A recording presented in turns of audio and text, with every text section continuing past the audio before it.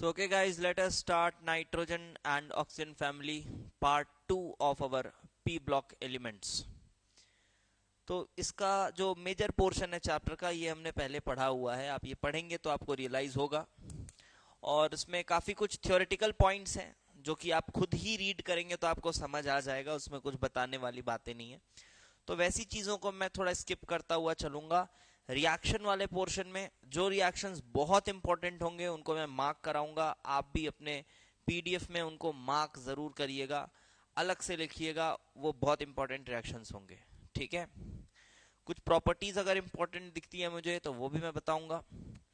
तो आपको मैं रिकमेंड करता हूं कि आप ना पहले एक बार पीडीएफ पढ़ के आओ, ये चैप्टर पहले आप एक बार खुद से पढ़ो। पीडीएफ मैंने आपको ग्रुप में डाल दिया है, तो आप एक बार पढ़ें, पढ़ने के बाद फिर आकर लेक्चर को देखें, then it will be more helpful. Okay, तो चलिए, क्योंकि नाउ यू आर प्रिपेयर्ड कि आप पढ़ सकते हैं, आपको समझ भी मैक्सिमम चीजें आ जाएंगी, बट एक बार जब आप उसको पढ़ने के बाद सुन लेंगे ना सिर्फ, तो वो दिमाग में थोड़ा और अच्छे से रिटेन रहेगा आपके। चलो आगे देखते हैं।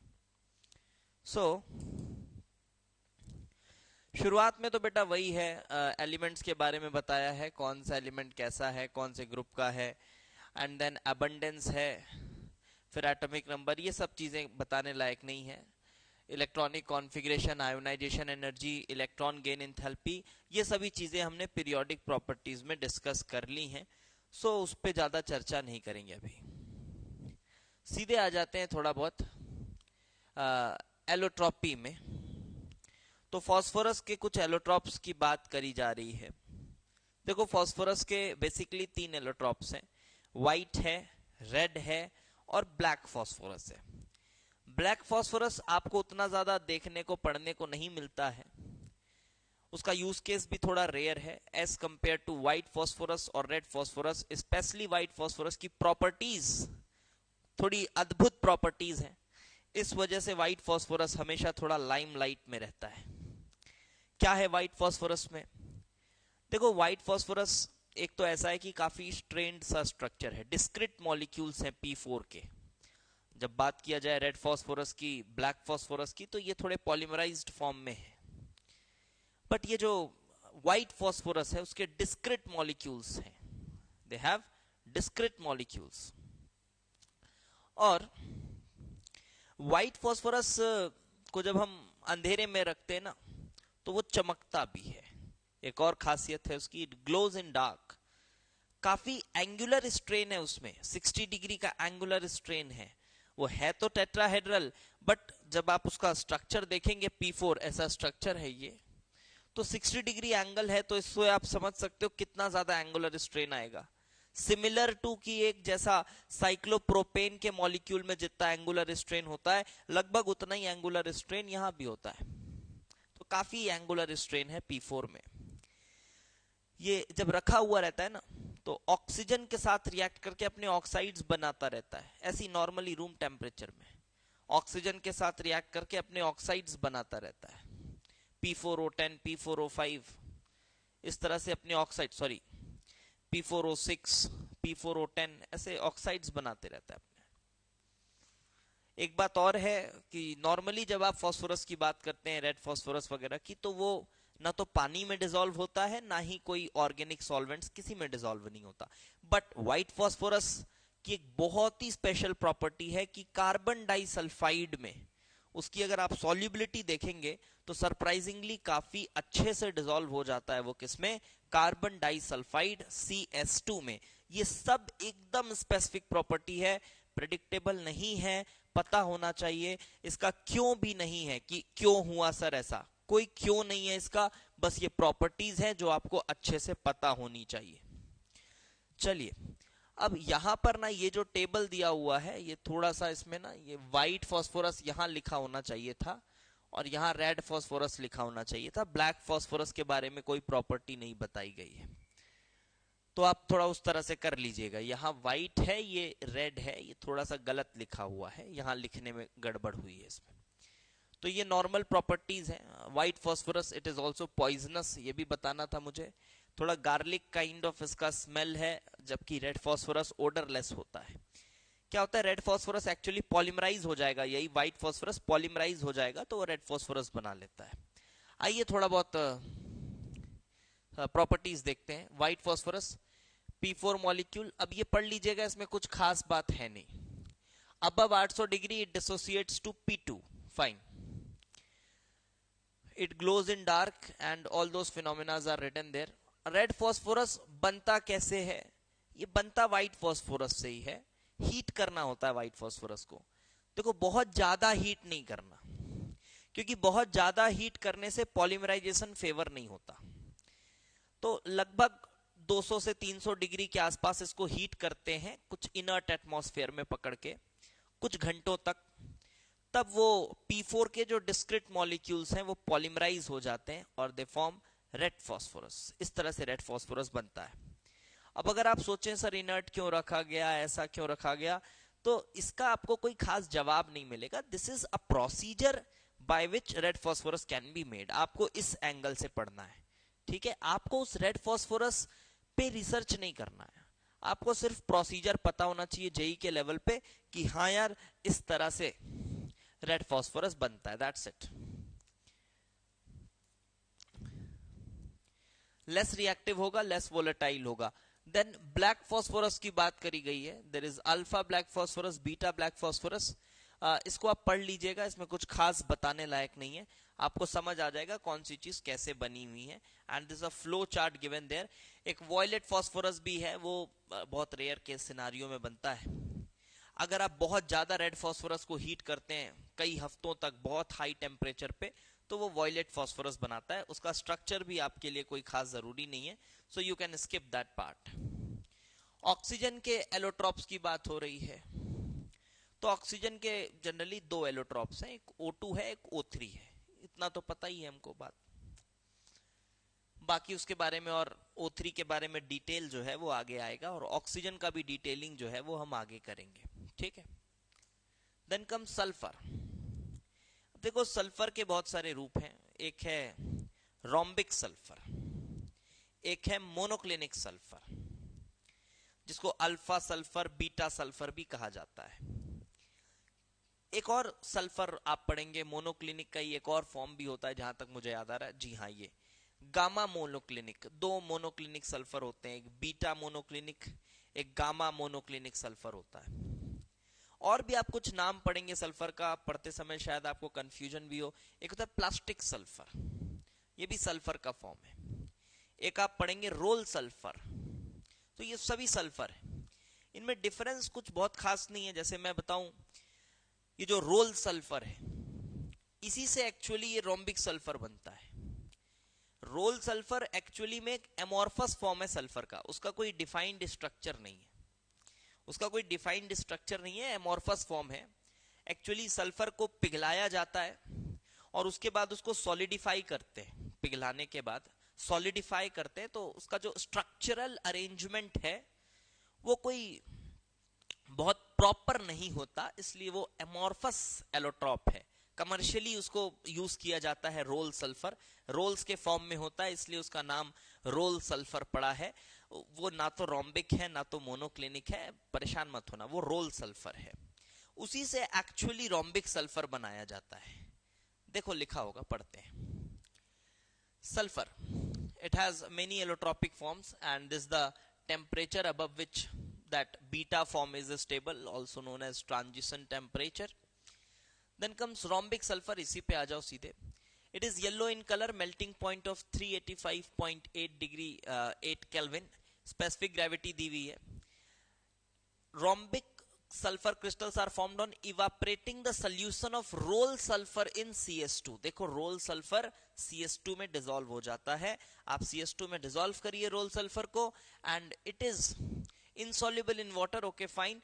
इसको इवेपोरेट कर दीजिए, इवेपोरेट करने के बाद में जो सल्फर के अब क्रिस्टल्स हैं वो प्रॉपर स्ट्रक्चरल वाले हैं, and that is rhombic sulphur. बनाने का तरीका देख लीजिए, रोल सल्फर को ऐसा किया जाता है। Then it is insoluble in water but dissolved to some extent in benzene, alcohol or ether. It is readily soluble in CS2। देखो अब CS2 जो है वो बढ़िया डिजॉल्व कर रहा है, फास्फोरस को भी कर रहा था, सल्फर को भी कर रहा है। Then comes monoclinic sulphur, monoclinic sulphur, इसको थोड़ा बनाने का जो तरीका है वो थोड़ा सा यूनिक है। इसमें क्या किया जाता है कि ऐसा सल्फर को लिया जाता है और उसको मेल्ट किया जाता है, रोम्बिक सल्फर को, समझो मेरी बात को।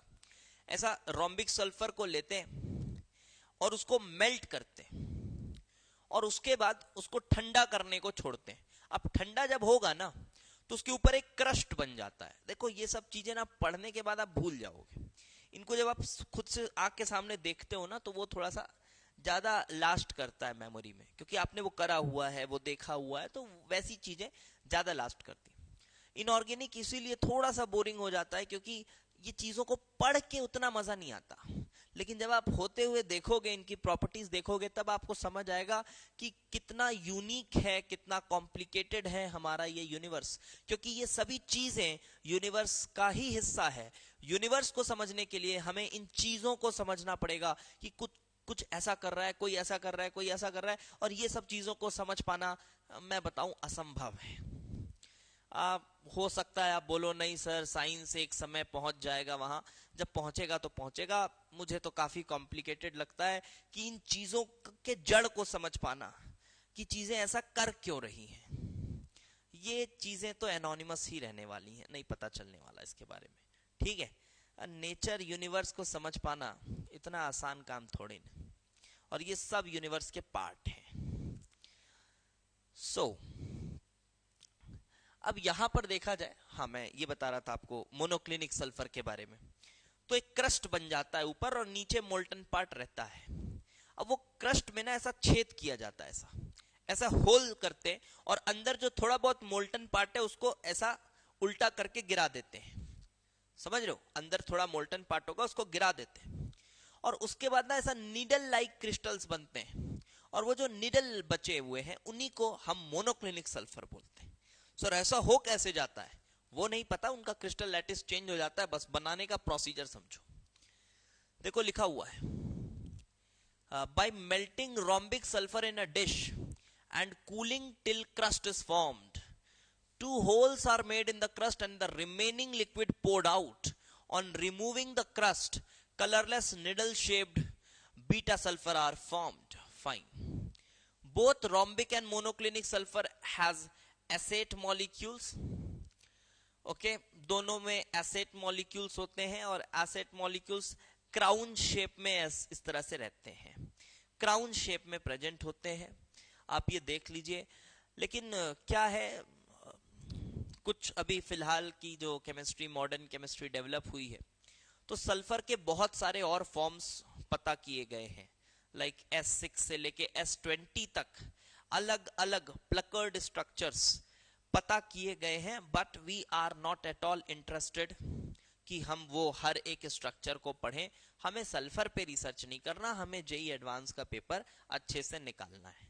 तो बस जितनी बातें बताई जा रही हैं उतना कर लीजिए, आपके लिए काफी होगा, ठीक है। तो S6 से S20 तक अलग अलग शेप्स होते हैं और सल्फर के मॉलिक्यूल्स पाए गए हैं।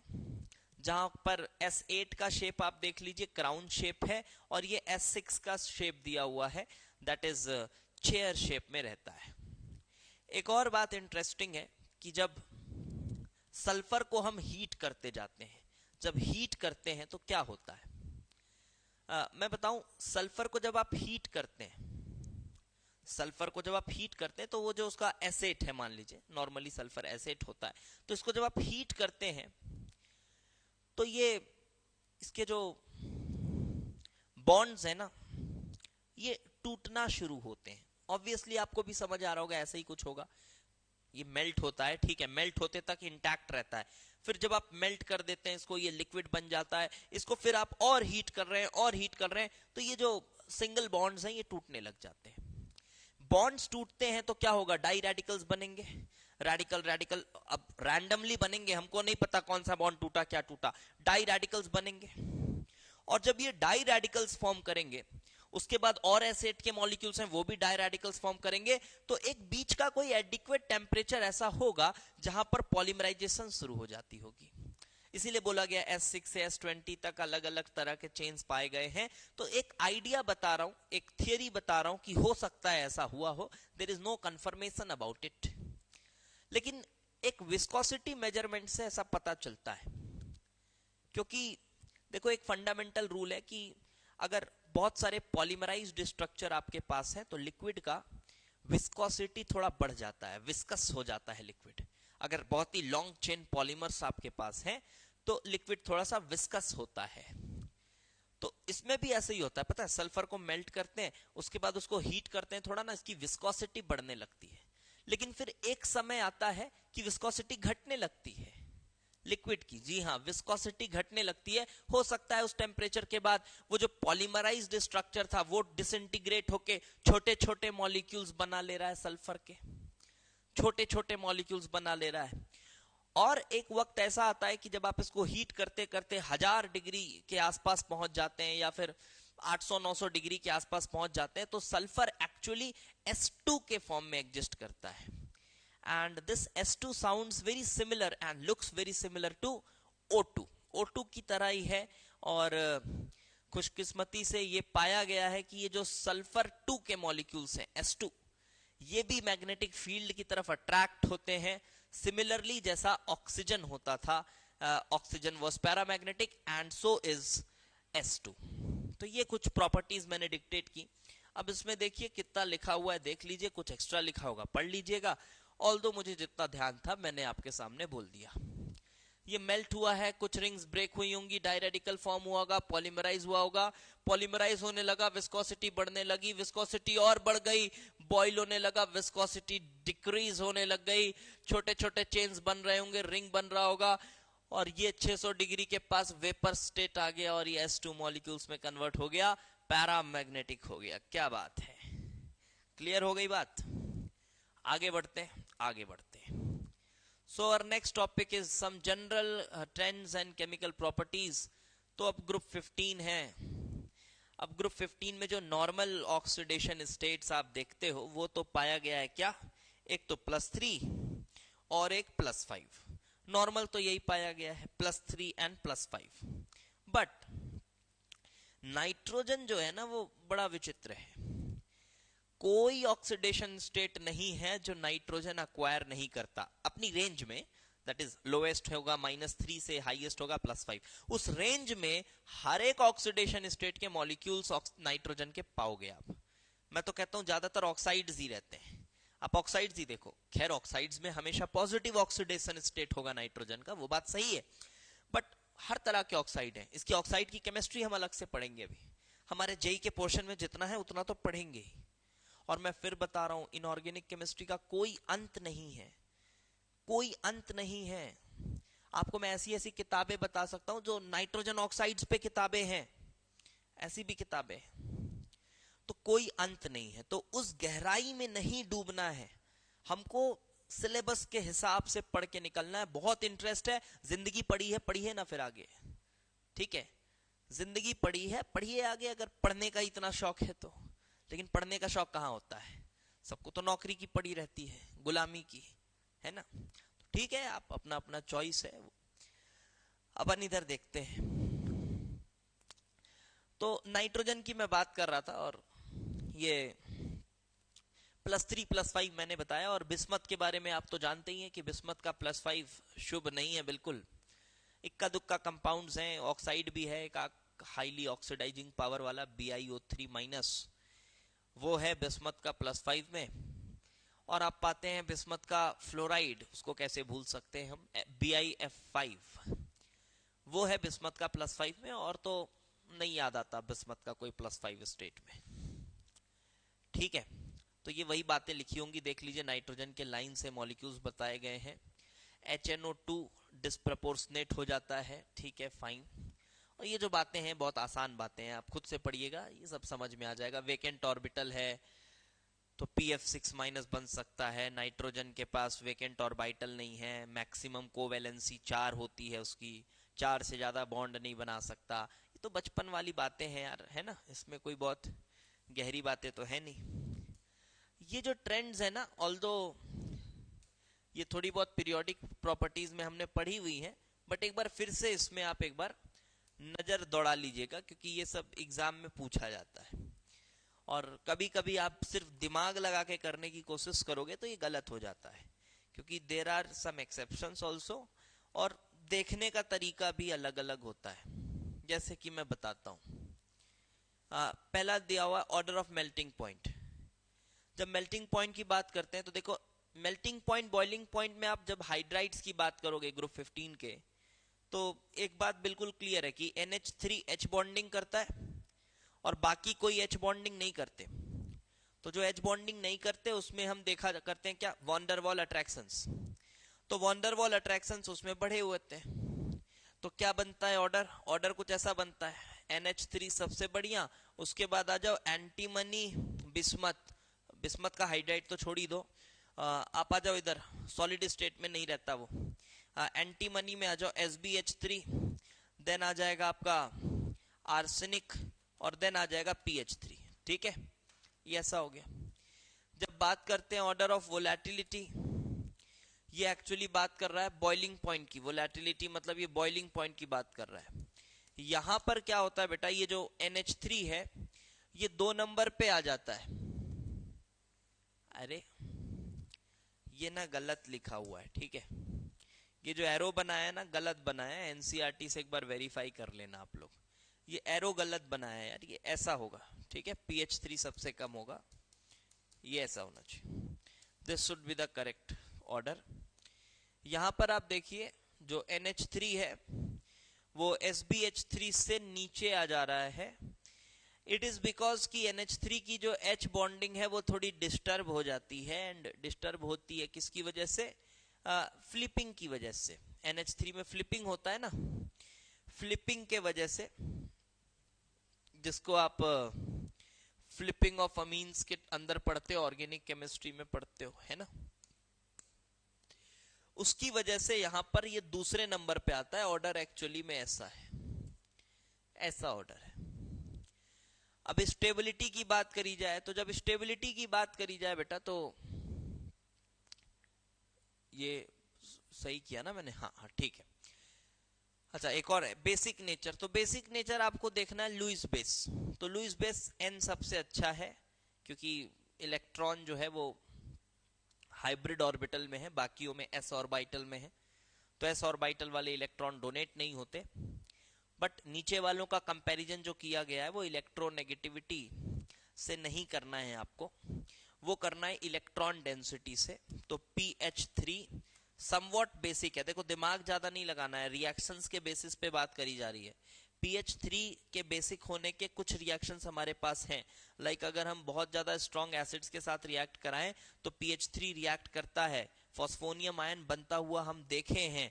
बट जो ये AsH4+ है, ये आयंस नहीं बनते हैं, बहुत रेयर हैं, तो इस बेसिस पे बोला जा रहा है। बाकी इसमें लोग ये सब डिबेट में लगे रहते हैं कि नहीं, मैं बता रहा हूं, लोग ये सब डिबेट में लगे रहते हैं, जब मैं देखता हूं तो मुझे हंसी आती है। करो डिबेट, ऐसी डिबेट का कोई अंत नहीं, कोई अंत नहीं ऐसी डिबेट का, यही सब बातें करते रहते हैं। अच्छा NH3 है, PH3 है, तो इसका लोन पेयर, ठीक है, इसका लोन पेयर ऐसा है, फिर इसका लोन पेयर ऐसा है, सर ये तो ज्यादा इलेक्ट्रोनेगेटिव है, तो ज्यादा इलेक्ट्रोनेगेटिव है तो वो तो इलेक्ट्रॉन नहीं देगा, वो तो इलेक्ट्रॉन नहीं देगा, और इलेक्ट्रॉन नहीं देगा तो अच्छा बेस कैसे हो गया सर, इसको अच्छा बेस होना चाहिए। यही बचकानी बातों में लगे रहते हैं, मत करो ये सब फालतू की बातें, है ना, ऐसे समझते नहीं है इनको। ये रिएक्शंस के रेफरेंस में देखा गया है कि NH3 अच्छा बेस है, वो बिल्कुल एविडेंट है, उसके रिएक्शंस हैं, हमने देखे हैं। NH3 जहां मौका मिले लुईस बेस की तरह काम करता है। PH3 उतना शक्तिशाली बेस नहीं है रिएक्शंस में। अब उसके सपोर्ट में जो रीजन मिले चिपका दो, जो रीजन मिले चिपका दो, अगर रीजन ही चिपकाना है तो, ये बचकौनी वाली पढ़ाई करनी है अगर, तो चिपका दो जो रीजन मिले। मैं चिपका देता हूं इलेक्ट्रॉन डेंसिटी, ये देखो लिखा भी है मैंने बाजू में, क्या चिपका दूंगा मैं, इलेक्ट्रॉन डेंसिटी, कोई लेना देना नहीं इससे भाई, रिएक्शंस हमारे एविडेंस हैं, उस बेसिस पे हम ऐसा बोल रहे हैं। ये मैच्योर लोग इस तरह से बात करते हैं, ठीक है, आप भी मैच्योर हो जाइए, इस तरह से बातें करिए, ज्यादा अच्छा होगा। स्टेबिलिटी की बात जब होती है, स्टेबिलिटी किसी स्पीसीज की जब बात करते हैं हम, ऑब्वियसली ये कार्बोकेटायंस कार्बोनायंस नहीं है, वहां तो खैर चार्ज के बेसिस पे बातें होती हैं, ये चार्जलेस स्पीसीज हैं, तो हम एक्चुअली बॉन्ड स्ट्रेंथ के हिसाब से बोलते हैं कि हाँ यार ये स्टेबल है, ये स्टेबल नहीं।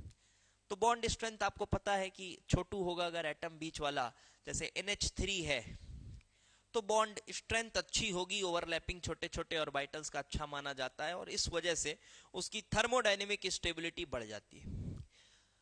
तो वही ऑर्डर दिया होगा, जी हाँ सही ऑर्डर है। अब रिड्यूसिंग नेचर का ऑर्डर देखो, अब इसमें भी अगर आप फालतू के डिबेट्स में लग जाओगे अपना ही समय जाया करोगे। अब इसमें ऐसा भी डिबेट कर सकते हैं बच्चे, सर रिड्यूसिंग नेचर मतलब रिड्यूस करने की टेंडेंसी, मतलब इलेक्ट्रॉन देने की टेंडेंसी, तो सर अभी तो आपने बोला N सबसे अच्छे से इलेक्ट्रॉन देता है, तो N को सबसे अच्छा रिड्यूसिंग एजेंट होना चाहिए, N को सबसे अच्छा रिड्यूसिंग एजेंट होना चाहिए। फिर बोलूंगा फालतू बातें हैं ये, ठीक है, मत देखो ऐसे, ऐसे नहीं देखना होता। अब रिड्यूसिंग नेचर SbH3 के बहुत सारे रिएक्शंस हमारे पास हैं जहां वो एज अ रिड्यूसिंग एजेंट काम कर रहा होता है, और जब इलेक्ट्रॉन दे भी रहा है ना NH3, तो भाई वो इलेक्ट्रॉन उस तरह से नहीं दे रहा है कि जब कोई रिड्यूस करता है किसी को तो वो इलेक्ट्रॉन एकदम नेछावर कर देता है, ले जाओ मेरे इलेक्ट्रॉन्स नहीं चाहिए मुझे, लेकिन NH3 ऐसा नहीं कर रहा। NH3 तो एक कोऑर्डिनेट बॉन्ड बना रहा है, वो रिड्यूस नहीं कर रहा, वो कोऑर्डिनेट बॉन्ड बना रहा है। आप समझिए मेरी बात को, जैसे H+ को पाया इसने तो H+ को कोऑर्डिनेट किया इसने इलेक्ट्रॉन, तो अभी भी H+ ही है, अभी भी वो H+ ही है, वो आपका एटॉमिक हाइड्रोजन बन के ऑक्सीडाइज नहीं हुआ है। तो उस तरह से सोचना भी नहीं है, पहली बात मैं बता दूं, ऑल्दो सोचने की जरूरत नहीं है। आप यहां पर बॉन्ड्स के हिसाब से आंसर कर देते हैं लोग कि Sb और H का बॉन्ड कमजोर है, कमजोर बॉन्ड H जल्दी छोड़ देगा, जो H जल्दी छोड़ देगा वो एक अच्छा रिड्यूसिंग एजेंट होगा, खुद जल्दी ऑक्सीडाइज हो जाएगा। क्या बात है, आगे बढ़ो। कोवेलेंट कैरेक्टर फजान्स रूल से देख लीजिए, बताने की जरूरत नहीं है। ऑक्सीजन की तरफ रिएक्टिविटी पहले ही पढ़ा चुका हूं, अभी नहीं बताऊंगा, ये सब पहले पढ़ा चुके हैं आपको ऑक्साइड्स में, पीरियोडिक टेबल में, कौन एम्फोटेरिक है, कौन मेटालिक ऑक्साइड बेसिक है, कौन एसिडिक है, वो आप यहां से पढ़ लीजिएगा, इसमें कुछ खास बताने वाली बातें नहीं है। ओके, देन हैलोजेंस के तरफ रिएक्शन है। तो अब हैलोजेंस के कुछ काफी स्पेशल कंपाउंड्स आपके पास हैं, जैसे फास्फोरस के आप देखते हैं PCl3 है, PCl5 है, स्टेबल होते हैं। सल्फर पे आ जाओ, अगर आप ऑक्सीजन फैमिली में जाओ तो SF6 है, SF4 है, ये सब काफी स्टेबल मॉलिक्यूल्स आपको नजर आते हैं। बट जब हम बात करते हैं बेचारे नाइट्रोजन की, तो नाइट्रोजन है बड़ा छोटा एटम, अगर आपको सोचना है तो आप ऐसे सोच सकते हो, है बड़ा छोटा एटम, और हैलोजेंस को लगाने की इच्छा तो उसके पास है कि भाई मुझे भी हैलोजेंस लगाने हैं, वो भी NF3 लगाता है, वो भी NCl3 लगाता है, NBr3 तो थोड़ा रेयर है बट ठीक है, आप अभी NF3 NCl3 इस तरह से सोचिए। तो इस तरह से लगाता तो है बट NF3 ही है जो स्टेबल है, बाकी तो डिकम्पोज हो जाते हैं। NCl3 तो एक्सप्लोड हो जाता है, एक्सप्लोजिव होता है वो, ठीक है, एक्सप्लोजिव होता है। कुछ YouTube चैनल्स हैं उन पे आप अगर देखेंगे, जैसे एक तो नाइल रेड का चैनल है, उस पे अगर आप देखेंगे तो वो इनऑर्गेनिक मॉलिक्यूल्स की बहुत प्रॉपर्टीज वगैरह बताते रहता है, तो वो आप देखेंगे। खैर उसके वीडियोस बहुत बड़े रहते हैं तो उतना रिकमेंडेड नहीं है फिलहाल के लिए। एक और चैनल था यार, उसको मैं, थोड़ा सा लेस नोन है, मैं कुछ ही चैनल हैं जिनको मैंने सब्सक्राइब करा हुआ है, एक दो चैनल्स हैं, उसको भी अभी मेरे को नाम नहीं ध्यान आ रहा है उस चैनल का, ठीक है देखेंगे उसकी बात करेंगे। वो भी इनऑर्गेनिक स्पीशीज मॉलिक्यूल्स के रिएक्शंस को करके दिखाता है, लाइक व्हाइट फास्फोरस के वो रिएक्शंस को, आपको पूरे व्हाइट फास्फोरस की जो प्रॉपर्टीज है ना, जो आपने अभी पढ़े हैं, वो पूरे व्हाइट फास्फोरस के प्रॉपर्टीज को उसने डेमोन्स्ट्रेट करके दिखाया है, एक एक प्रॉपर्टी को। खैर नाइल रेड का भी एक वीडियो है इस पे, व्हाइट फास्फोरस पे, उसके भी मिलियन व्यूज हैं, लेकिन मेरे को पता नहीं, वो नाम नहीं ध्यान आ रहा है। 1 मिनट मुझे देना, मैं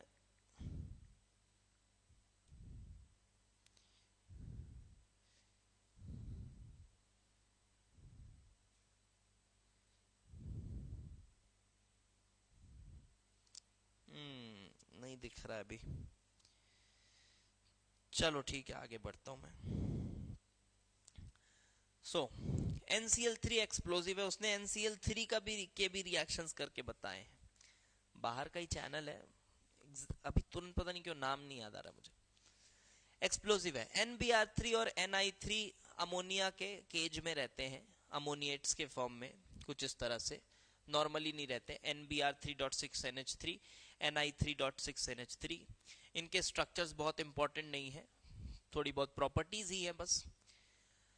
और ये क्या बताया है, स्टेबिलिटी बताया है, तो फ्लोराइड ज्यादा स्टेबल होंगे, बॉन्ड भी तगड़े बनते हैं उसके, इसलिए स्टेबल होंगे। PCl5 is less stable than BiF3 is ionic, all other are covalent। ठीक है, BiF3 पोलराइजिंग पावर भी कम है, पोलराइजिबिलिटी भी कम है, so this is the only halide which is ionic. PCl5 is less stable, it may be because of the steric reasons, and trihalides are pyramidal. अब ये तो structures की बात हो गई। Reducing nature of trihalides, so Pi3 is least it's Pi3 is most reducing nature इसकी सबसे ज्यादा है, and PBr3 and all these things। okay, then अब ये भी समझ सकते हो आप ऐसा क्यों हुआ, नॉर्मली दिमाग लगा सकते हो। Pi3 में I-1 है, और I-1 के I2 जाने की टेंडेंसी वैसे भी सबसे ज्यादा होती है, तो उस हिसाब से भी आप यहां पर लगा सकते हो दिमाग। देन ये ट्राइहेलाइड्स पेंटाहेलाइड्स किसके बनते हैं वो दिया हुआ है। रिएक्टिविटी टुवर्ड्स मेटल्स, मेटल्स के तरफ रिएक्टिविटी है, तो मेटल्स के साथ नाइट्रोजन जो है वो नाइट्राइड्स बनाते हैं, फॉस्फोरस जो है वो फॉस्फाइड्स बनाते हैं, एंड देन बिस्मथ भी बिस्मथाइड बनाता है। तो इस तरह से आप ऑक्सीडेशन स्टेट भी चेक कर सकते हो, बिस्मथ +3 में होगा। लेकिन जब मेटल्स के साथ है तो -3 में होगा बिस्मथ। ठीक है, नॉर्मली तो +3 रहता है। देख लो, बिस्मथाइड जैसा भी कंपाउंड बनता है, एंटीमनाइड भी बनता है, इसमें ये सभी -3 ऑक्सीडेशन स्टेट में है, ऑब्वियसली बिकॉज मेटल्स के साथ बॉन्ड बना रहे हैं। एनामलस प्रॉपर्टीज ऑफ नाइट्रोजन, ये छोटी बातें हैं यार, ये सब क्या बताएं। ये पी पाई बॉन्ड ही बनाता है, पी पाई डी पाई नहीं बना सकता। कैसे ही बना लेगा, डी ऑर्बिटल्स ही नहीं है इसके पास, है ना। फॉस्फोरस बना सकता है, so this nitrogen can not form these bond. ये सब एनसीईआरटी लेवल की बातें हैं। Phosphorus and arsenic can form P pi D pi bonds, and with transition metals and their compounds like this acts as ligand। ये क्या बोल रहा है,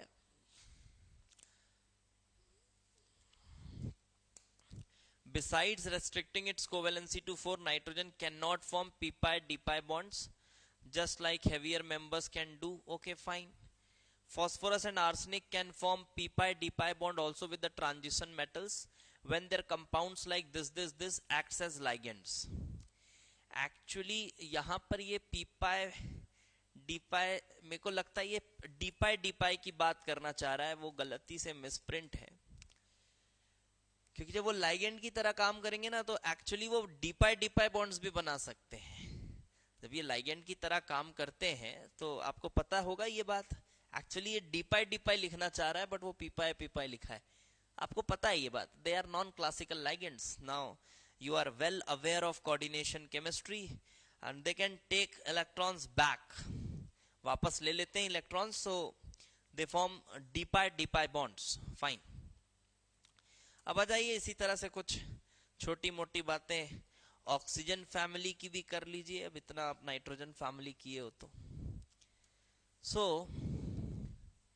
ऑक्सीजन फैमिली में ऑक्सीजन -2 ऑक्सीडेशन, कौन क्या ऑक्सीडेशन स्टेट में रहता है, कौन कौन से कंपाउंड्स हैं वो देख लीजिएगा यार। ये कुछ हाइड्राइड्स हैं। अब हाइड्राइड्स में भी ये जो वोलेटिलिटी है, स्टेबिलिटी है, इनकी बातें कर लीजिए। अब यहां पर वोलेटिलिटी में ना मेल्टिंग पॉइंट हो या बॉइलिंग पॉइंट हो, दोनों का यही ट्रेंड है, एक्सेप्शन नहीं है दोनों में, तो ये सही है। बट ये अच्छा अच्छा, वोलेटिलिटी का ऑर्डर है, ओके। अरे यार, वहां पर भी वोलेटिलिटी का ऑर्डर लिखा था वो, तो जिसकी मेल्टिंग पॉइंट ज्यादा है वो वोलेटाइल कम होगा, समझ लेना। ये वोलेटिलिटी लिखा था, मैं मेल्टिंग पॉइंट से समझ गया बात को ना। तो जिसकी मेल्टिंग पॉइंट, जैसे pH3 की मेल्टिंग पॉइंट सबसे कम है, बॉइलिंग पॉइंट सबसे कम है, इसलिए सबसे ज्यादा वोलेटाइल है। अब देखो, ऐसा जनरली पूछता नहीं है ना, जनरली ऐसा मेल्टिंग पॉइंट बॉइलिंग पॉइंट लिखा रहता है, तो इसलिए ऐसा पढ़ने में मिस्टेक हो गई। ऐसा पूछ ना ले एग्जाम में, उल्टा मत करके आ जाना, जैसे मैंने अभी बोलते बोलते में कर दिया। बट आगे चल के मुझे समझ आ गया, ठीक है, दो दो जगह कैसे उल्टा लिखेगा।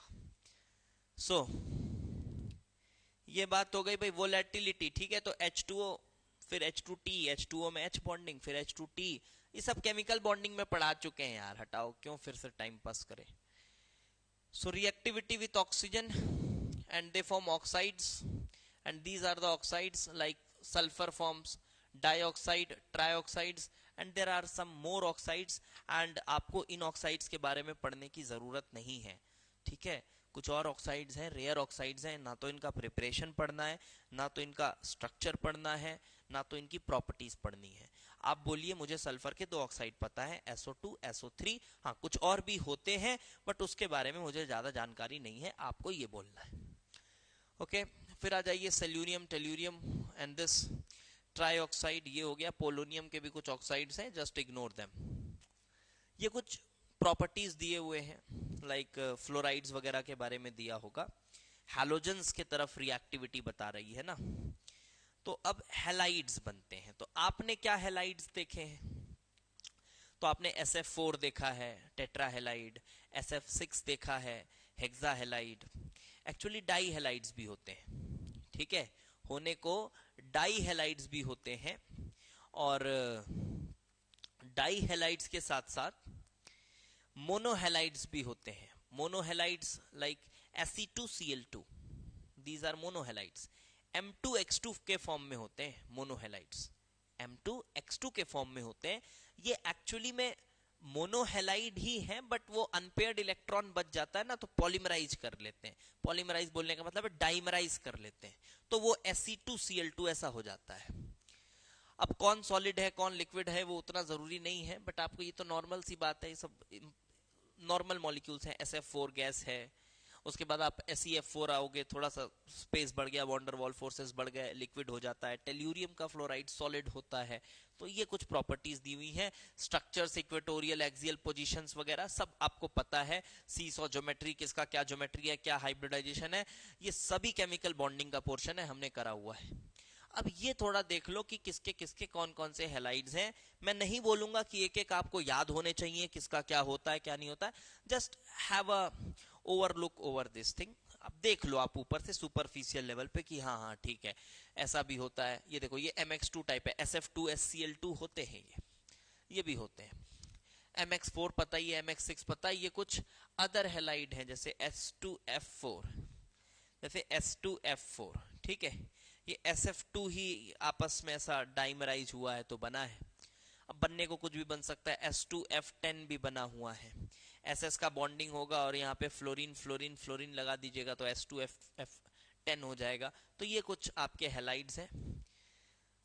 Then again the anomalous behaviour of oxygen because of the things of which oxygen is deprived of, like vacant d orbitals, its high electronegativity and so on things। अब यहाँ से जो मेन चैप्टर है वो थोड़ा मजेदार यहाँ से शुरू होता है, जहां पर आप प्रॉपर्टीज पढ़ते हैं, एलिमेंट्स की रिएक्शंस पढ़ते हैं, प्रिपरेशन कैसे हो रहा है वो सब चीजें पढ़ते हैं।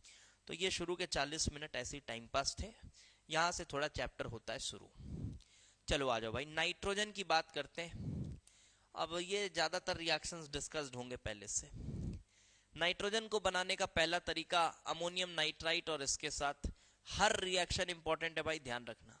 कैसे पढ़ाया था इसको, याद आ रहा होगा आपको, +3 - 3 जब भी दिखे नाइट्रोजन बना दो, याद आ रहा है? जब भी दिखे नाइट्रोजन बना दो तो अल्टीमेटली यहां पर देखिए नाइट्रोजन बनता है, अल्टीमेटली नाइट्रोजन बनता है यहां पर। ये पहले बीच में बनता है, फिर इसको अगर साथ में हीटिंग ही लिखा रहता है, अगर आपको सिर्फ ये दोनों लिख कर आ रहा है तो ध्यान रखना अल्टीमेटली वो नाइट्रोजन ही बन जाता है। ये अमोनियम नाइट्राइट को हल्का हीट पड़ता है, वो नाइट्रोजन दे देता है। फाइन। देन इधर देखो, अब ये रिएक्शंस क्या है? अब ये रिएक्शंस में अमोनिया को ऑक्सीडाइज किया जा रहा है, अमोनिया को ऑक्सीडाइज किया जा रहा है।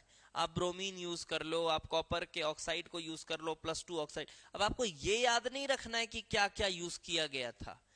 जब आपके सामने ये रिएक्शन आए कि अमोनिया को ब्रोमीन के साथ डाला जाए, हाँ बिल्कुल ऑक्सीडाइज हो जाएगा, कॉपर +2 के साथ ऑक्सीडाइज हो जाएगा, सभी में नाइट्रोजन दे रहा है। आपको पता भी है, आपको एक रेफरेंस भी पता है कि जब भी अमोनियम आयन होता है और अमोनियम के सॉल्ट्स का जब हमने हीटिंग पढ़ा था GIOC में, तो आपने उसमें देखा था कि जब अमोनियम के साथ ऑक्सीडाइजिंग एनायंस होते हैं तो अमोनियम आयन जाता है किस पे? नाइट्रोजन में जाता था, नाइट्रोजन में। और नॉर्मली जब आप हीट करते हैं, लाइक अमोनियम क्लोराइड हीट कर रहे हो आप, तो वो अमोनिया गैस के फॉर्म में निकल जाता था, NH3 gas and plus HCl, ऐसे कुछ रिएक्शंस हुआ करते थे। यहां पर ये देखिए, ये ब्लीच यूज कर रहे हैं, OCl minus hypochlorite ions, these are some of the terrific oxidizing agents, they will oxidize it to nitrogen। समझ आ गया? ये सब रिएक्शन बेटा बहुत इंपॉर्टेंट है, ये बहुत इंपॉर्टेंट रिएक्शन है। आगे देखिए, इंडस्ट्रियल प्रिपरेशन है, ये फ्रैक्शनल डिस्टिलेशन ऑफ एयर, बचपन से पढ़ते हो, ठीक है। प्रोड्यूसर गैस को फर्नेस में डाल रहे हैं। प्रोड्यूसर गैस किसका मिक्सचर था? CO और N2 का मिक्सचर था। When the mixture of CO and N2 is passed over heated CuO, CO gas is oxidized to CO2 which is absorbed in alkalis like KOH। पता है आपको ये बात? और N2 remains को कलेक्ट कर लिया जाता है। प्रोड्यूसर गैस लिया गया और प्रोड्यूसर गैस को कॉपर ऑक्साइड के पेलेट्स के थ्रू हीट करते हैं। तो कॉपर ऑक्साइड क्या है? ऑक्सीडाइजर है। तो जो CO गैस था उसमें मिक्सचर में प्रोड्यूसर गैस के, उसको CO2 में कन्वर्ट करेगा, कॉपर में कन्वर्ट होगा, और ये जो CO2 में कन्वर्ट किया है, ये जो CO2 में कन्वर्ट किया है, फिर इसको आप उसी गैस को जाने दे, और उस गैस में जो CO2 का पोर्शन होगा उसको पूरी तरह से वो एब्जॉर्ब करेगा एल्कली KOH, और जो बचा हुआ गैस है वो नाइट्रोजन है, उसको फिर पैक कर लेते हैं, नाइट्रोजन सिलेंडर्स में उसको रखते हैं। तो ये भी एक तरीका है प्रिपेयर करने का। एक और तरीका है बेरियम एजाइड, एयर बैग वाला रिएक्शन। बेरियम एजाइड को हीट करते हैं, बहुत प्योर नाइट्रोजन तुरंत जनरेट होता है स्पॉन्टेनियसली, बेरियम प्लस नाइट्रोजन। एजाइड्स को हीट करो, अब सोडियम के एजाइड को हीट करो तो भी यही होना है। By warming sodium azide to about 300 degree Celsius, बहुत इंपॉर्टेंट रिएक्शन है, 2018 के एडवांस में पूछा भी गया था। ऑल्दो आसान रिएक्शन, टेम्परेचर भी ध्यान देना बहुत ज्यादा हाई नहीं है, एग्जैक्ट नंबर नहीं पता होना चाहिए, बट ठीक है बहुत ज्यादा हाई नहीं है, 300 डिग्री के आसपास ये टूट जाता है। आ जाते हैं थोड़ा फास्फोरस पे। देन फास्फोरस को पाया कैसे जाता है? It is obtained by reduction of calcium phosphate with carbon in electric furnace. आपका कैल्शियम फॉस्फेट, पत्थर होते हैं कैल्शियम फॉस्फेट के, उसको इलेक्ट्रिक फर्नेस में कार्बन के साथ रिड्यूस करते हैं। इलेक्ट्रिक फर्नेस की जहां बात आएगी टेम्परेचर बहुत ज्यादा होगा, ठीक है। Electric furnace is something which can produce very high temperatures, 1400-1500 degree उसके लिए नॉर्मल है, ऐसे ही प्रोड्यूस कर देता है, ठीक है। और इस तरह से रिएक्शन है आपके पास। देखिए पहले क्या करता है, ये सिलिकेट बनाता है, जो सीमेंट का कंस्टिट्यूएंट होता है ना, कैल्शियम सिलिकेट, तो थोड़ा रेत भी डाला जाता है इलेक्ट्रिक फर्नेस में कैल्शियम फॉस्फेट के साथ, तो रेत डालते हैं तो बनता है कैल्शियम सिलिकेट। रिएक्शन दिया होगा, देखिए ये देखिए दिया हुआ है, this is calcium silicate and P4O10, और P4O10 जो फॉर्म हुआ है वो आपने कार्बन भी डाला हुआ है, तो कार्बन उसको रेड्यूस कर देगा और खुद कार्बन मोनोऑक्साइड बनाएगा। ध्यान रखना कार्बन डाइऑक्साइड का कोई स्कोप नहीं है भाई। 1500-1600 डिग्री सेल्सियस में इलेक्ट्रिक फर्नेस में कार्बन डाइऑक्साइड बहुत रेयर, बहुत कम अमाउंट में बनता है, हम नहीं मानते। CO ही बनता है, थर्मोडाइनमिकली मोर स्टेबल। ये लो, CO ही बनता है इतने हाई टेम्परेचर पे, ठीक है। ये रिएक्शन फास्फोरस कैसे बनता है, नॉट वेरी इंपॉर्टेंट बट ठीक है, पता होना चाहिए। अब ऑक्सीजन आ जाइए। अब ऑक्सीजन के प्रिपरेशन के अलग अलग तरीके। एक तो ये रिएक्शन है जो क्लास 10th से आपका पीछा नहीं छोड़ रहा है, पोटेशियम क्लोरेट KClO3। KClO3 को लीजिए, हीट करिए। बहुत ज्यादा हीट इसको रिक्वायर्ड नहीं है, बट अगर आप MnO2 डाल दें जो कि पाइरोलुसाइट है, कैटलिस्ट की तरह काम करता है, तो ऑक्सीजन जो है वो बहुत जल्दी आपको मिलने लगता है ऑक्सीजन। एक और चीज इसमें है कि थोड़ा सा ना जो गैस निकल के आता है जब इसको हीट करेंगे, लैब में देखोगे तो समझ आएगा। जब आप इसको हीट करोगे, इंपॉर्टेंट बात है, थोड़ा ध्यान रखना, क्योंकि रिएक्शन बड़ा कॉमन रिएक्शन है, तो इसकी थोड़ी सी डिटेलिंग हो जाए तो ठीक है। जब आप इसको हीट करते हैं तो आप देखते हैं जो गैस निकल रहा है वो जैसे नॉर्मली ऑक्सीजन मतलब कलरलेस सा दिखना चाहिए, बट थोड़ा सा ग्रीनिश टच आता है। जब आप उसको केयरफुली देखोगे हल्का ग्रीनिश टच आता है उस गैस में। तो एक्चुअली क्या होता है ना कि आपका KCl है और ऑक्सीजन दोनों साथ में निकल रहे हैं। अब जहां ऑक्सीजन है वो दूसरों को अनऑक्सीडाइज्ड तो नहीं छोड़ेगा, थोड़ा बहुत ऑक्सीडाइज तो कर ही देगा।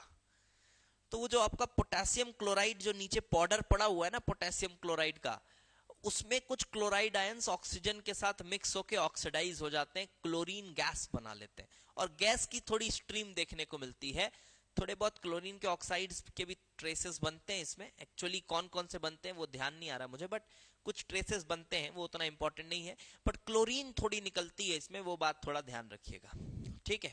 आओ देखो, पढ़ो क्या लिखा हुआ है। दिस MnO2 कैटलिस्ट, ये देखो लिखा हुआ traces of chlorine and ClO2। ये वाला ऑक्साइड था, Cl का +4 ऑक्साइड था।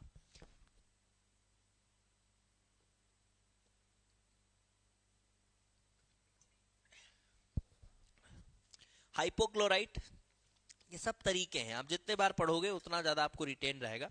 अब ये हाइपोक्लोराइट है, इसमें कोबाल्ट के कैटलिस्ट को यूज करके इसको डिसइंटीग्रेट करते हैं हाइपोक्लोराइट को, HOCl को। HOCl में कोबाल्ट के कैटलिस्ट डाल के हल्का हीट करते हैं तो HCl और ऑक्सीजन निकलता है। तो ये भी एक तरीका है ऑक्सीजन बनाने का। अब ये ऑक्साइड्स हैं, जैसे HgO है, उसको हीट करोगे तो Hg में कन्वर्ट हो जाएगा। बिकॉज सिल्वर और Hg तो आपको पता ही है कि ये कोई बहुत स्टेबल ऑक्साइड होते नहीं है, 300-400 डिग्री में टूट जाते हैं। उसके बाद कुछ हाइयर ऑक्साइड अगर आप ले लिए, अगर आपने कोई हाइयर ऑक्साइड ले लिया लाइक लेड का PbO2, ऐसा ऑक्साइड जो कि स्टेबल नहीं है, Pb का +4, तो वो PbO में कन्वर्ट होगा, ऑक्सीजन देगा। MnO2 ले लिया आपने, तो ये भी MnO2 का +4 वाला पोर्शन Mn3O4 में कन्वर्ट हो रहा है, Pb3O4 PbO में कन्वर्ट हो रहा है।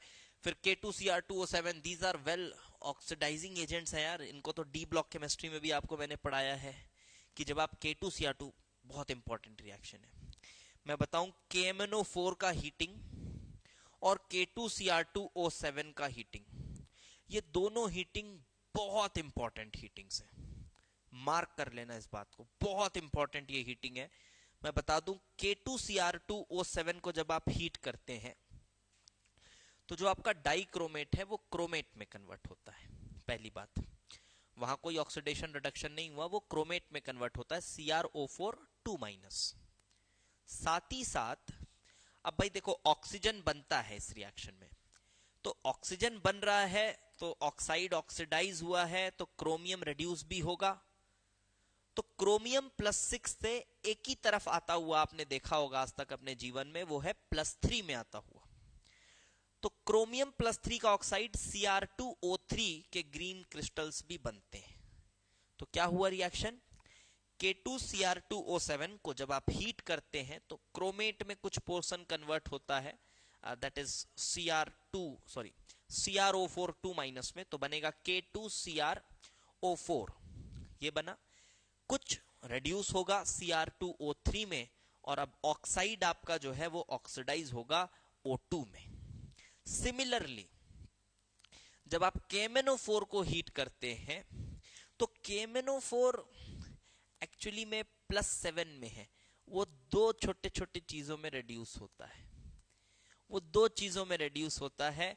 अनलाइक K2Cr2O7, अनलाइक K2Cr2O7 वो दो चीजों में रिड्यूस होता है।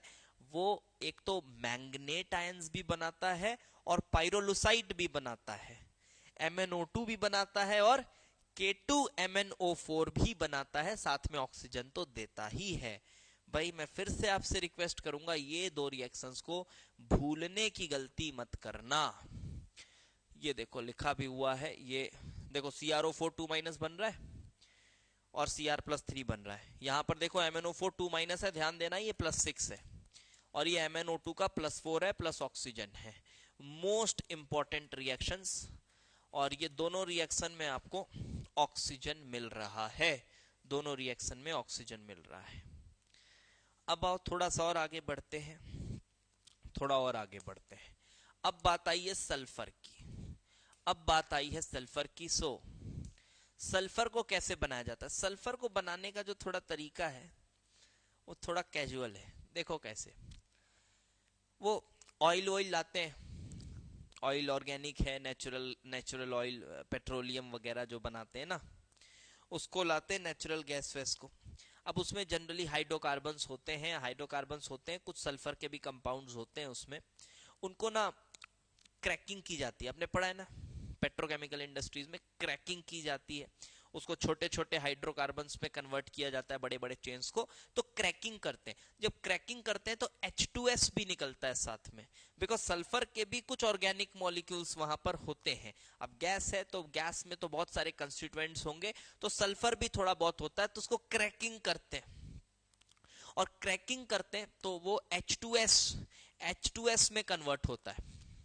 और मजे की बात यह है कि फिर H2S ना ऑक्सीजन से ऑक्सीडाइज होता है। ये बचा हुआ H2S है, मतलब इसको हटा दिया जाता है, हम बोलते हैं हटाओ यार ये H2S को हटाओ, हटा देते हैं। इतना गंदा स्मेल करता है ना क्रैकिंग के बाद, क्रैकिंग के बाद इसका स्मेल इतना गंदा होता है, तो उसको हटाते हैं, H2S को बोलते हैं हटाओ इसको, तो उसको हटाया जाता है किसी तरीके से।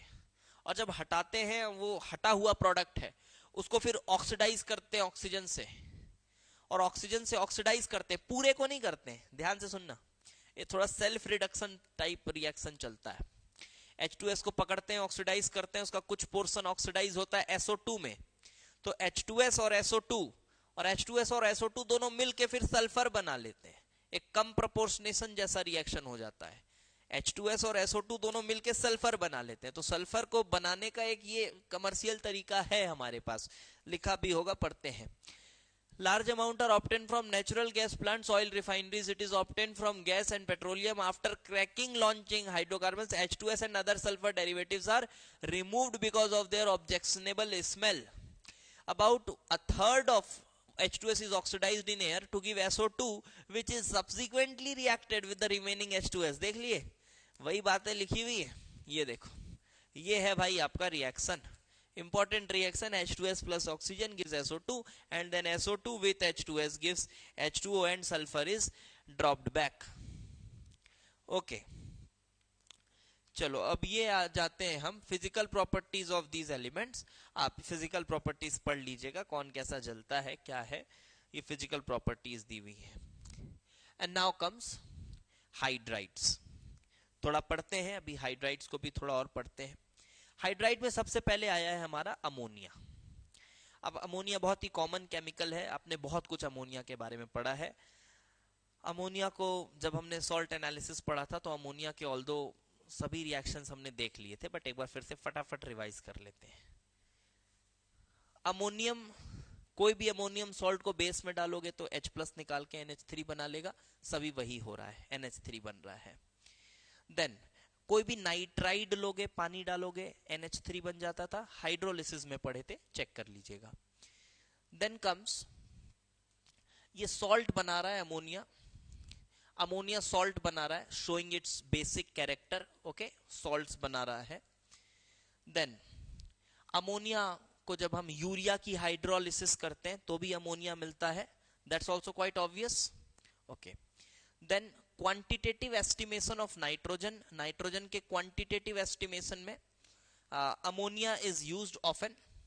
कैसे किया जाता है ये रिएक्शन पढ़ा था हमने कि जब हम नाइट्रेट के टेस्ट में पढ़ा था, जहां तक याद आ रहा है, नाइट्रेट के टेस्ट में पढ़ा था, जिंक में या एल्यूमिनियम में बेसिक मीडियम में डाला जाए तो अमोनिया देता है ये, और फिर अमोनिया को हमने वो नेस्लर्स रिएजेंट वाले पेपर से किया था टेस्ट, जिसमें आयोडाइड ऑफ मिलियंस बेस बनता था, ब्लैक ब्राउन पीपीटी आ जाता था, वही रिएक्शन है।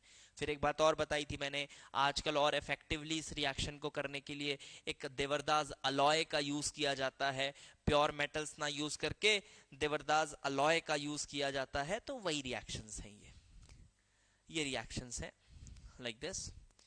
एंड हेबर्स प्रोसेस बचपन से पढ़ते आ रहे हो आप, नाइट्रोजन और हाइड्रोजन को 500 डिग्री पे 200 एटीएम पे ट्रीट करोगे तो NH3 बन जाता है। This is Haber's process. These are the iron oxide K2O Al2O3, these are the catalysts and promoters used. Then there is a cyanamide process. Cyanamide के बारे में भी मैंने आपको पहले पढ़ाया है, कार्बन फैमिली में आया था ये। कैल्शियम कार्बाइड के पत्थर को जब आप नाइट्रोजन के साथ रिएक्ट कराते हो तो बनता है साइनामाइड।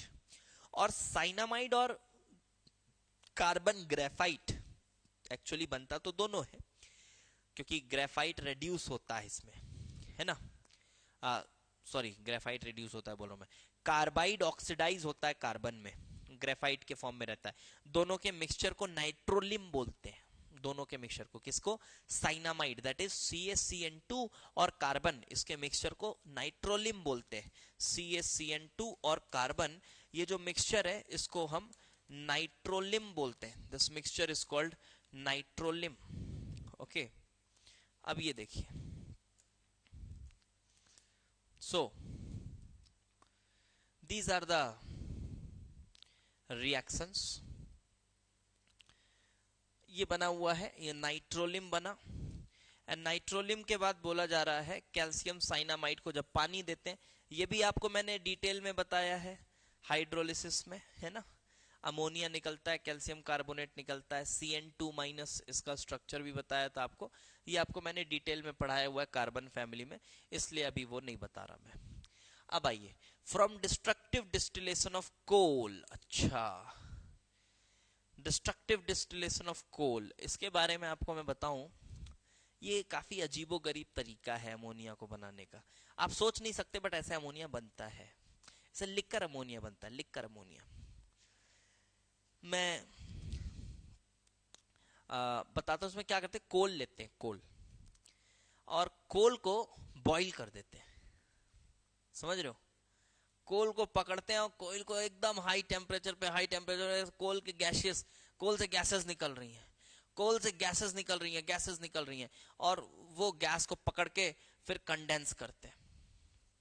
कंडेंस तो नहीं करते, उसको पानी में बबल करते हैं, और पानी में बबल, सोचो कार्बन का कोल है, अब कोल तो एमोर्फस फॉर्म है, तो उसमें सिर्फ कार्बन नहीं है, उसमें थोड़े बहुत नाइट्रोजन भी रहते हैं, नाइट्रोजन के पार्टिकल्स भी रहते हैं, तो उसको पकड़ के फिर पानी में डाला जाता है, तो तरह तरह की चीजें बनती हैं उससे। उसमें से एक लिक्कर अमोनिया है। लिक्कर अमोनिया क्या होता है सर? लिक्कर अमोनिया मतलब काफी कंसंट्रेटेड अमोनिया, उसको कहते हैं लिक्कर अमोनिया।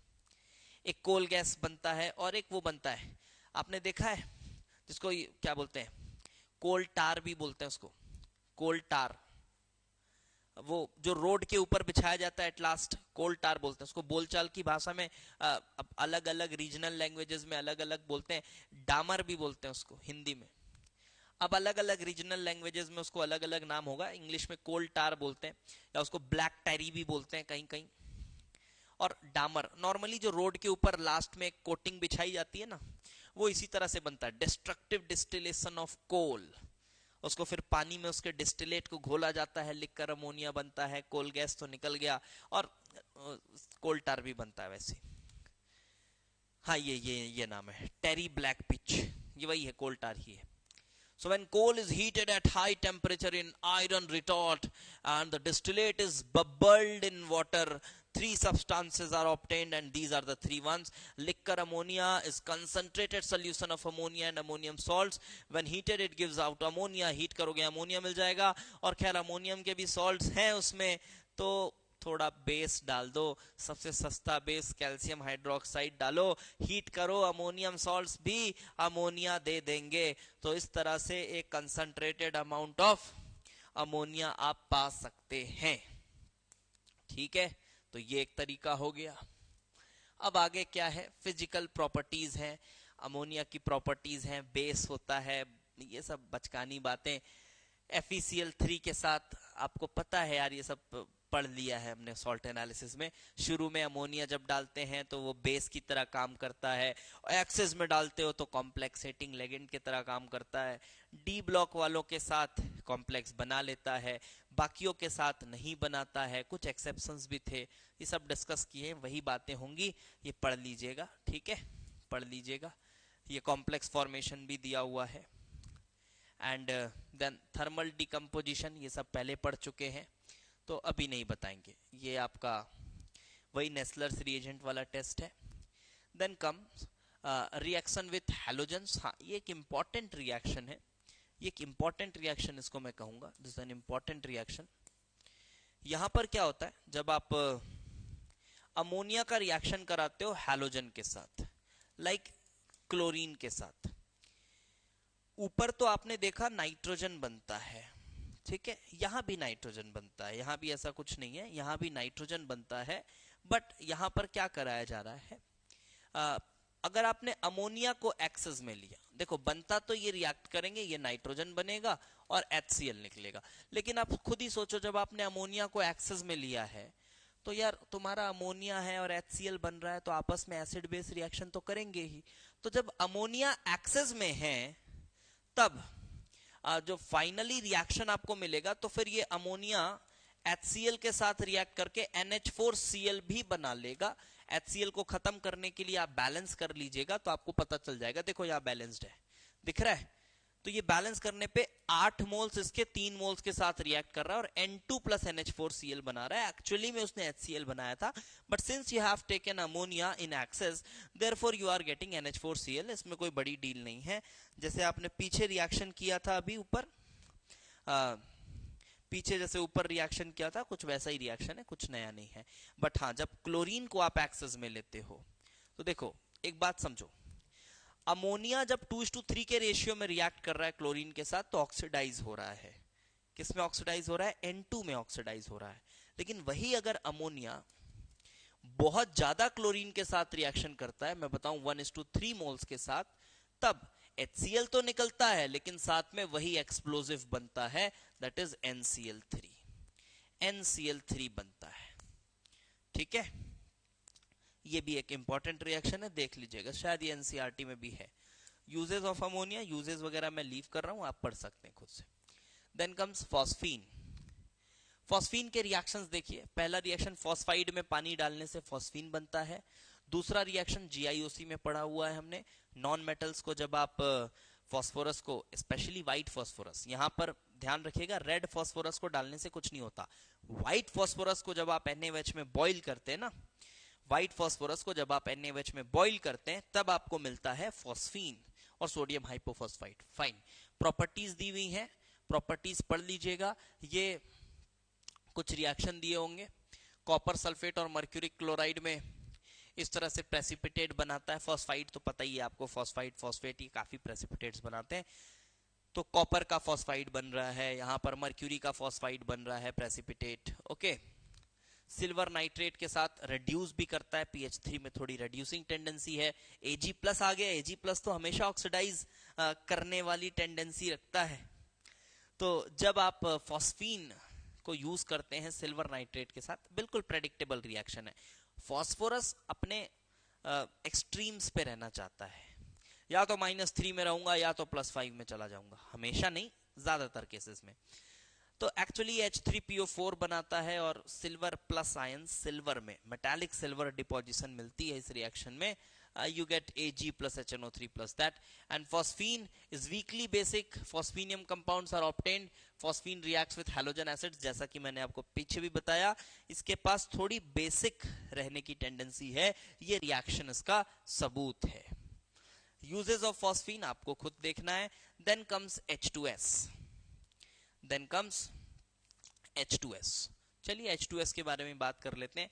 अब यहाँ क्या ही बात करें, H2S की तो पूरी कहानी हमने पढ़ी है सॉल्ट एनालिसिस में.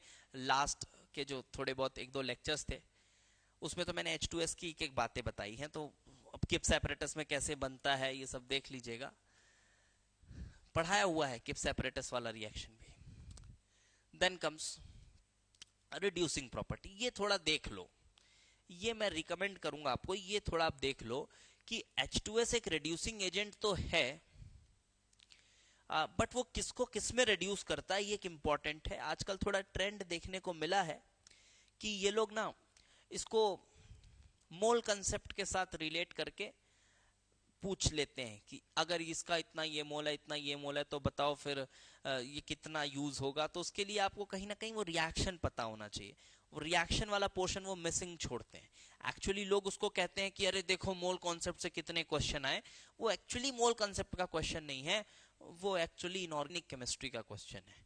वो मोल कंसेप्ट आपसे वो कोई बहुत बड़ा स्किल नहीं है, उसमें इनऑर्गेनिक रिएक्शंस पता होने चाहिए उस क्वेश्चन को सॉल्व करने के लिए.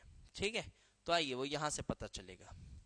रिड्यूसिंग एजेंट है तगड़ा, खुद सल्फर में कन्वर्ट होने की टेंडेंसी रखता है. ध्यान रखना, नॉर्मली जब आप सल्फाइड्स देखते हो, लेड सल्फाइड, जिंक सल्फाइड, वो भी सल्फाइड है, H2S भी सल्फाइड है, लेकिन तरीका अलग अलग है रिएक्शंस का. प्रॉपर्टीज भी थोड़ी अलग हैं. गैशियस है, वो सब सॉलिड्स हैं आपके, PbS, ZnS वो सब सॉलिड हैं, कैडमियम S वो सब सॉलिड्स है. ये गैशियस है, इसका रिएक्शन थोड़ा अलग है, सल्फर में कन्वर्ट होता है, बाकी लोग सल्फेट्स में कन्वर्ट होते हैं. ध्यान रखना, बहुत इंपॉर्टेंट पॉइंट है, बहुत इंपॉर्टेंट पॉइंट है.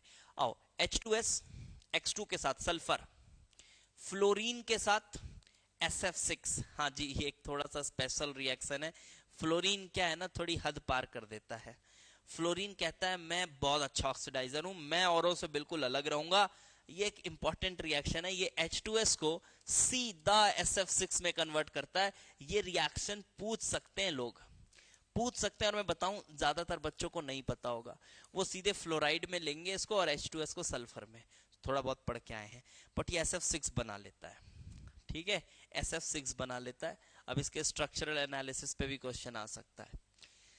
देन SO2, ये तो अभी बताया, सल्फर बन जाता है प्रिपरेशन में. H2O2 में भी सल्फर बन रहा है. HNO3 में भी देखिए बन तो सल्फर ही रहा है, लेकिन HNO3 भी किस में जा रहा है वो भी ध्यान रखना है, NO2 में जा रहा है. NO2 में जा रहा है HNO3. थोड़ा एक्सेस लोगे ना तो ये सल्फर भी ऑक्सीडाइज हो जाएगा सल्फेट में. समझना मेरी बात को, HNO3 को भी मजाक में मत लो. सल्फर को भी ऑक्सीडाइज कर देता है वो सल्फेट में, और खुद अगेन NO2 छोड़ता है. ये तो बहुत ही इंपॉर्टेंट कंपाउंड है, पढ़ेंगे अभी इसको आगे, इसका पूरा चार्ट पढ़ेंगे. HNO3 इसी में आएगा, अभी ऑक्जी एसिड्स में आएगा HNO3, पूरा चार्ट पढ़ेंगे उसका. अब इधर देखो, ओजोन के साथ ये जो रिएक्शन है ना, ये एक्सेस ओजोन की बात कर रहा है. नहीं तो नॉर्मली जब एक मॉलिक्यूल ओजोन का यूज होता है ना, H2S plus O3, तो ये भी सल्फर में ही कन्वर्ट होता है. लेकिन अब यहां पर ना बहुत सारी बातें मैं बताऊं, सल्फर में ही कन्वर्ट होता है. अब यहाँ बहुत सारी बातें, थोड़ा सा कॉन्ट्राडिक्टरी रिएक्शन है, जल्दी समझ नहीं आता, बहुत सारी चीजें बनती हैं इसमें. अब एक कुछ लोग बोलते हैं कि ये बन के SO2 भी बनता है, और ये SO2 बनना भी एसिडिक रेन का एक कॉन्सिक्वेंस, एक कॉज है SO2 बनना. इस तरह से SO2 भी बन जाता है, क्योंकि सल्फर और ऑक्सीजन साथ में रहेंगे तो SO2 तो बना सकते हैं. ऑक्सीडाइज ये सल्फर में. फिर कुछ लोग बोलते हैं ओजोन इतना सारा रहता है तो सल्फर में रह नहीं पाता, ये चला जाता है सल्फेट में. तो कुछ लोग इसको सल्फेट में ले जाते हैं. तो सल्फेट भी सही है, अगर कहीं सिर्फ सल्फर लिखा है तो भी ठीक है, मान सकते हो, और अगर कहीं SO2 लिखा है तो भी मान सकते हो, बुराई नहीं है. ठीक है, जगह जगह अलग अलग चीजें लिखी हुई मिलेंगी, थोड़ा कॉमन सेंस यूज करना. अब आप बोलोगे सर एग्जाम में आएगा तो क्या लिखेंगे, वो एग्जाम में क्वेश्चन का क्या माहौल है, किस तरह का लैंग्वेज है, उससे थोड़ा अंदाजा लगाना पड़ता है. कितने मॉलिक्यूल्स यूज करने बोला है, उस हिसाब से अंदाजा लगा के करना पड़ता है, उस पर मैं कुछ नहीं बोल सकता. ठीक है, ऐसा कोई हार्ड एंड फास्ट रूल नहीं होता कि ये आया तो ये लिखो, ऐसा लकीर के फकीर वाली बात थोड़ी ना. है ना। It also reduces this to this, this to this, this to this, normal reaction है ये।